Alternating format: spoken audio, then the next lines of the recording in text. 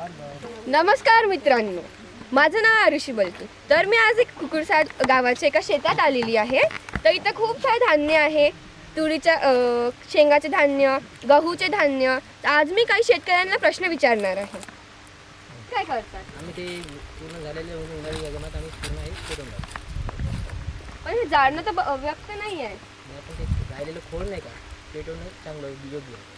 ते योग्य नाही आहे, कारण त्याकरता धुवा होते खूप, जे एअर पॉल्युशन होते, सॉइल इरोशन होते.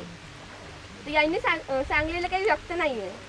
पारंपरिक पद्धतीमुळे चालू आहे. पारंपरिक पद्धत जेव्हा बंद होणार, आपण ह्या मार्फत आपण लोकांना सांगणार की जे वाचलेलं पराठ्याचं खोड आहे की धानाचा पाला आहे, जे वेस्टवाला आहे त्याला आपण जाळाचं नाही, त्याला आपण रोटावेटर मारून त्या जमिनीमध्येच त्याला दाबणार आणि पुढल्या